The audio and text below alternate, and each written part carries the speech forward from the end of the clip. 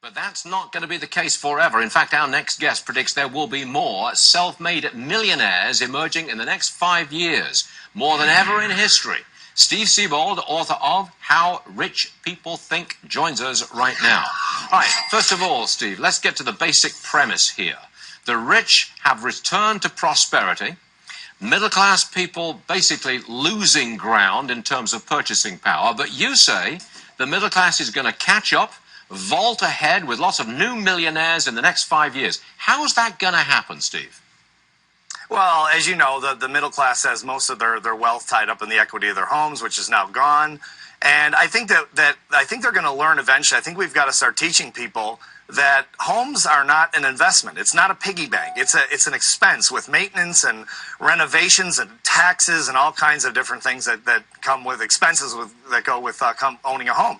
So I think that people are going to have to turn toward entrepreneurship, the way America was really built, toward starting a small business, toward maybe being entrepreneurs, going to their boss and saying, hey, I'd like more responsibility. I need to make more money. I've lost a lot of my nest egg. And I think that's why we're going to see the wealth build among the middle class. I see your point, Steve, but I don't see anything in President Obama's policy agenda for the next 3.5 years that's going to make starting a business any easier. In fact, I think the exact opposite.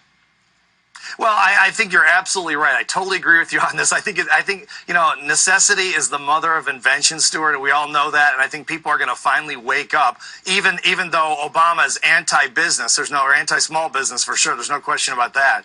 People are going to wake up and they have to start taking matters into their own hands and stop waiting for their home values to rise to the point where they can retire. You're saying what people have to do, but that's not necessarily what people are actually going to do. Maybe we've got a new normal here, Steve, where people rely on government handouts so they're not striving to get up the food chain like a generation ago. But as you know, they're not going to be, I agree with you, but they're not going to be able to live on government handouts. It's not going to work. It's a broken model, and we all know that. It's not going to work, and I think people are going to turn to entrepreneurship, and again, intrapreneurship, let's say, within the corporate structure, and start thinking like the wealthy think, which is to be self-responsible for your own wealth. Steve, I got to tell you, hi, this is Charles. While I hope you're right, and I don't know what the epiphany is going to be, but I think the exact opposite is happening now.